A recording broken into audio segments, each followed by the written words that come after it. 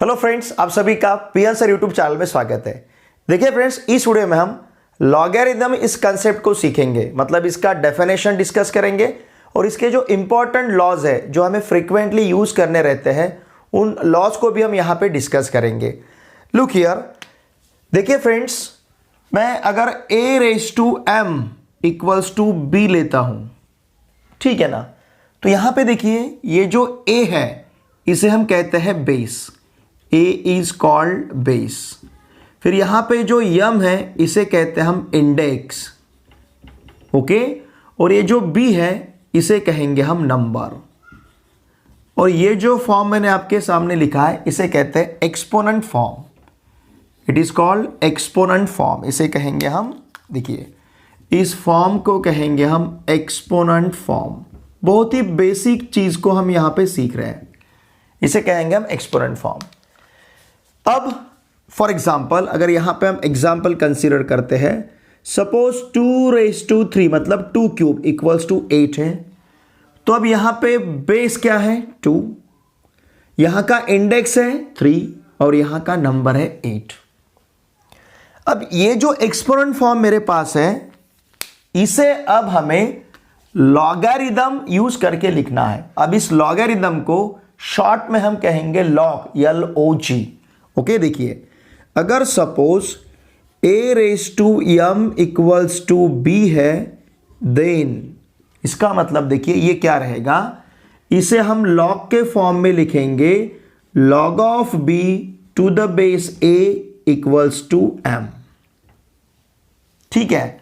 और इसे पढ़ेंगे कैसे हम, देखिए ये जो टर्म मैंने लिखा है इसे हम पढ़ेंगे log of b to the base a, है ना। ये जो g है इसके पैर के पास, इसके सफिक्स में हमने a को लिखा है, log of b to the base a is m। इसे हम इस प्रकार से पढ़ेंगे, log of b to the base a is m या फिर is equal to m। इस टर्म को हम इस प्रकार से पढ़ेंगे, मतलब अगर 2³ = 8 है, इफ 2³ = 8 है तो इसको हम किस प्रकार से लिखेंगे, log of 8, है ना, log of 8 to the base 2। देखिए ध्यान दीजिए, इसे हम किस प्रकार से लिखेंगे, log of 8 to the base 2 = 3। मतलब ये क्या वैल्यू दे रहा है हमें, 2 का कौन सा पावर 8 है ये हमें यहां पे बता रहा है। तो 2 का पावर 3 हमें 8 मिलता है, मतलब 2³ हमें 8 मिलता है। तो इन दोनों में रिलेशन क्या है, इन दोनों में रिलेशन ऐसा है कि अगर 2 का पावर आप 3 लेते हो you will get the answer 8। यह है लॉग की डेफिनेशन, बहुत ही सिंपल लॉग की डेफिनेशन है, ठीक है। तो जी का जो सफिक्स लिखा जाता है उसे कहते हैं हम बेस। यहां पे log of b to the base a = m, तो ये जो a हमने यहां पे लिखा है इसे कहा जाता है बेस। बहुत ही इंपॉर्टेंट कंसेप्ट है, डेफिनेशन मैंने बहुत इजी वे में आपको बताया। अब देखिए फ्रेंड्स, जो लॉग होते हैं ये लॉग जनरली 2 टाइप के होते हैं। एक होता है कॉमन लॉगरिथम, एक होता है कॉमन लॉगरिथम और दूसरा होता है नेचुरल लॉगरिथम। 2 प्रकार के लॉग हम कंसीडर करते हैं, कॉमन लॉगरिथम और नेचुरल लॉगरिथम।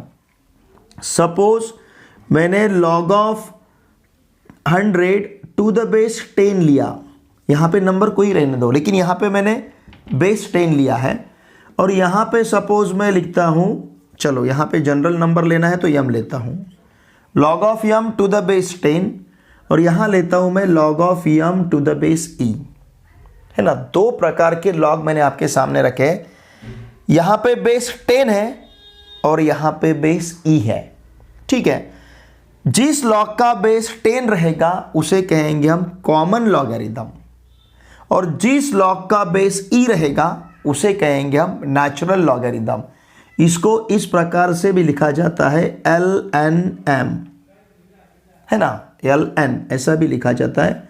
जब बेस e है तो हम LNM ऐसा लिखेंगे या फिर log of m to the base e ऐसा लिखेंगे। जब बेस 10 है तो उसे कहेंगे हम कॉमन लॉगरिथम, जब बेस ई है तो उसे कहेंगे हम नेचुरल लॉगरिदम। अब ये ई क्या होता है, देखिए ये ई जो है ये नेपियर्स कांस्टेंट होता है। जॉन नेपियर इन्होंने इस थ्योरी को प्रपोज किया है। ओके, ये होता है नेपियर्स कांस्टेंट और इसका जो वैल्यू है, इसका वैल्यू तकरीबन होता है, अप्रोक्सीमेटली बोल रहा हूँ मैं, 2.718 इस प्रकार का इसका वैल्यू रहता है। ठीक है ना, अप्रोक्सीमेटली वैल्यू। ये इरेशनल नंबर है। इरेशनल नंबर मतलब जिसका हमें पता है रैशनल और इरेशनल नंबर का जो डिफरेंस है, इसके ऊपर हम बहुत सारा डिस्कस कर सकते हैं, लेकिन यहाँ पे देखिए ये इरेशनल नंबर है। ओके, अब देखिए जब बेस 10 है तो उसे हम कॉमन लॉगरिदम कहेंगे, जब बेस ई है उसे हम नेचुरल लॉगरिदम कहेंगे।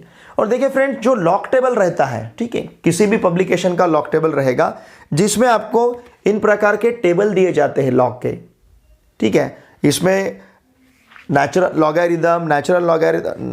लॉगरिदम रहेगा, एंटी लॉग रहेगा, नेचुरल साइन रहेगा, नेचुरल टैन रहेगा, नेचुरल कॉस रहेगा, इन प्रकार के टेबल इसमें दिए जाते हैं।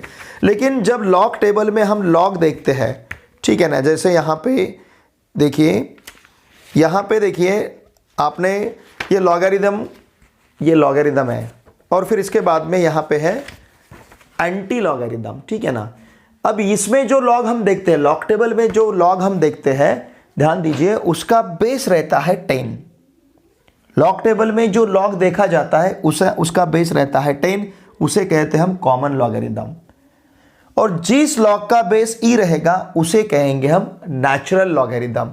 तो देखिए फ्रेंड्स, ये डेफिनेशन हमें पता होना बहुत जरूरी है, ये सब चीजें हमें पता होना बहुत जरूरी है। अब इन प्रकार के कुछ एग्जाम्पल आप लेके एक्सपोनेंट फॉर्म में लीजिए, फिर उसको मैं कुछ यहाँ पे लिखता हूँ। देखिए हमें पता है सपोज 2⁵ अगर हम लेते हैं, है ना, तो 2⁵ हमें मिलेगा 32।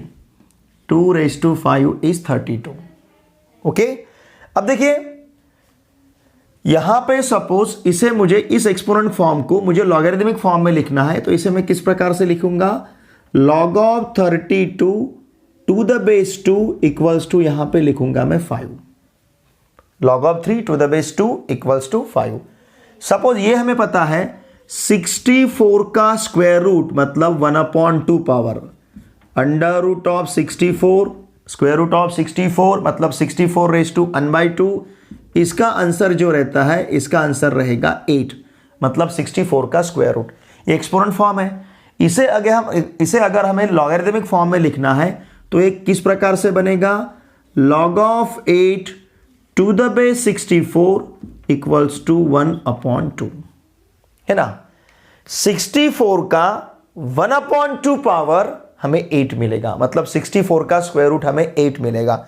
तो देखिए फ्रेंड्स, इस प्रकार से बहुत सारे एग्जाम्पल लेके आप एक्सपोनेंशियल फॉर्म को लॉगरिदमिक फॉर्म में लिख सकते हो या फिर लॉगरिदमिक फॉर्म को एक्सपोनेंशियल फॉर्म में एक्सप्रेस कर सकते हो।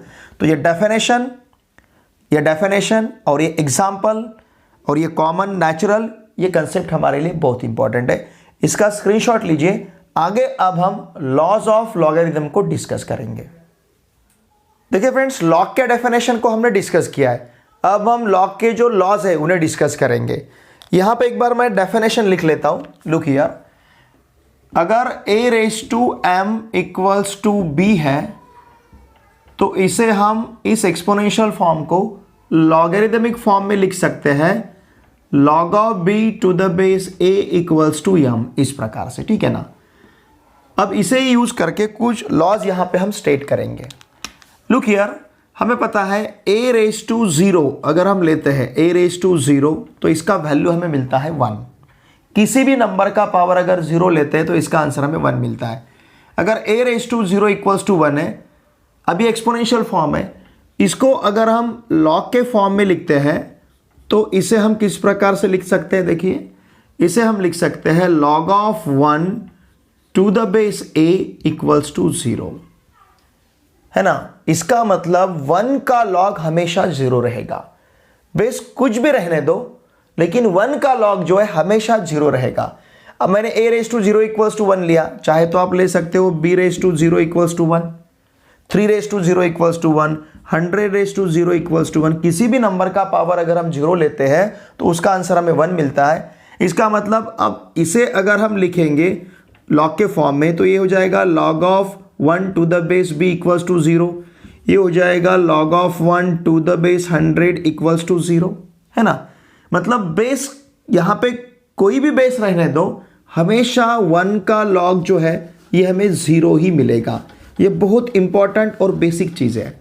If a raise to 0 equals to 1 then log of 1 to the base a equals to 0। तो इसका मतलब 1 का log, 1 का जो इंडिपेंडेंट ऑफ बेस है ना, 1 का log हमेशा 0 रहेगा। बेस कोई भी नंबर रहने दो, इसका log हमें 0 मिलेगा। अब देखिए फ्रेंड्स, अगर सपोज हम a का पावर 1 लेते हैं तो इसका आंसर हमें मिलेगा a। If a raise to 1, अगर a रेज टू 1 है तो इसको हम लिखेंगे a। तो इसे अगर हम इस एक्सपोनेंशियल फॉर्म को अगर हम लॉगरिथमिक फॉर्म में लिखते हैं तो ये हो जाएगा log a to the base a equals to 1। इसका मतलब यहां पे जो नंबर है वही अगर बेस में है तो उसका log हमें मिलेगा 1, है ना। log a to the base a, इसका वैल्यू हमें मिलेगा 1। देखिए दो लॉज अब हमारे सामने है, एक log of 1 to the base a equals to 0 है, फिर दूसरा log a to the base a, इसका वैल्यू यहां पे 1 है, ठीक है। और ये जो लॉज मैंने यहां पे स्टेट की है, इसके लिए हमने यूज किया है डेफिनेशन, ओके। अब देखिए फ्रेंड्स, अगर सपोज ध्यान दीजिए, if a raise to m equals to b है, इसका मतलब देन हम क्या लिखते हैं, log b to the base a equals to m, है ना। मतलब m का वैल्यू क्या है, मतलब यहां पे m का वैल्यू हमारे पास है log b to the base a, है ना। log b to the base a equals to m, इसका मतलब m का वैल्यू है log b to the base a। अब यहां पे a raise to m equals to b में अगर मैं m का वैल्यू ये सब्स्टिट्यूट करूंगा तो देखिए ये फॉर्म मुझे किस प्रकार से दिखेगा, ये फॉर्म मुझे दिखेगा a raise to log b to the base a, इस प्रकार से। a raise to m equals to b में मैं m का वैल्यू सब्स्टिट्यूट कर रहा हूं तो ये मिलेगा log a raise to log b to the base a। Now this is equals to what, b, इसके इक्वल टू b है। तो ये तीसरा लॉ हमारे पास है ना, ठीक है। क्या है, यहां का बेस अगर सेम है तो आपको आंसर मिलेगा simply p। a raise to log b to the base a, इसका वैल्यू हमें मिलेगा p। देखिए ये तीन फंडामेंटल चीजें मैंने आपके सामने रखी है। a raise to log b to the base a है तो इसका वैल्यू हमें b मिलेगा, okay. log a to the base a का वैल्यू 1 और log 1 to the base a का वैल्यू 0। ये तीनों भी चीजें हमारे लिए बहुत इंपॉर्टेंट है फ्रीक्वेंटली, क्योंकि ये बेसिक कंसेप्ट है। देखिए इन बेसिक कंसेप्ट को समझना बहुत जरूरी है, बिकॉज इन्हें हमें अप्लाई करना रहता है, ठीक है। अब देखिए कुछ लॉज है, इसमें पहला जो लॉ मैं आपको बताऊंगा ये है, यहां पे इसे कहा जाता है प्रोडक्ट लॉ, इसे कहेंगे हम प्रोडक्ट लॉ। अब ये क्या है, ध्यान दीजिए, अगर log of m to the base a है और log of n to the base a है और इन दोनों का यहां पे सम है, log of m to the base a plus log of n to the base a है, तो हम इसे लिख सकते हैं, ध्यान दीजिए, log of m n to the base a। चाहे तो हम इसे प्रूव भी कर सकते, लेकिन जरूरत नहीं है, आपको इसे याद रखना है, ठीक है। Product law, log of m to the base a plus log of n to the base a, अगर ऐसा है तो हम इसे लिख सकते हैं log of mn to the base a। लेकिन यहां पे देखिए बेस सेम रहना चाहिए, ये बहुत इंपॉर्टेंट है। मैथमेटिक्स में जब हम बेस नहीं लिखेंगे तो वहां पे बेस कंसीडर करेंगे e, मैथ्स में, ठीक है ना। मैथमेटिक्स में जब भी हम बेस नहीं लिखते हैं तो उसका मतलब वहां पे बेस रहता है e। लेकिन फिजिक्स और केमिस्ट्री में अगर आप बेस नहीं लिखते हो और कैलकुलेशन लेते हो तो उसका मतलब वहां पे बेस रहता है 10। ये तीनों का डिफरेंस आप समझ लीजिए, ठीक है ना। मैथ्स में जब हम लॉग का बेस नहीं लिखेंगे तो मतलब बेस होगा e, जहां पे बेस नहीं लिखा जाएगा वहां पे बेस e होगा। ये प्रोडक्ट लॉ है। अब उसी प्रकार से यहां पे हम कंसीडर करेंगे कोइशंट, मतलब भागाकार, कोइशंट लॉ। अब ये कोइशंट लॉ देखिए क्या है, अगर log of m to the base a minus log of n to the base a है, जिस प्रकार से यहां पे प्लस दोनों का एडिशन था, अब यहां पे मैंने दोनों का सब्सट्रैक्शन लिया है। तो देखिए फ्रेंड्स, ये हो जाएगा log of m upon n to the base a। Subtraction है तो दोनों का हमें डिवीजन लेना है, ठीक है ना। अगर सब्सट्रैक्शन है तो यहां पे हमें दोनों का डिवीजन लेना होगा, दोनों का भागाकार लेना होगा। log of m to the base a minus log of n to the base a, it will be log of m upon n to the base a, लेकिन दोनों जगह का बेस सेम रहना चाहिए। अब जो तीसरा इंपॉर्टेंट लॉ है, देखिए इसे डिडक्शन लॉ ऐसा भी कहा जाता है। log ऑफ, ध्यान दीजिए, अगर log of m raise to n to the base a है, log of m raise to n to the base a है, तो हम इसको लिखते हैं n log of m to the base a।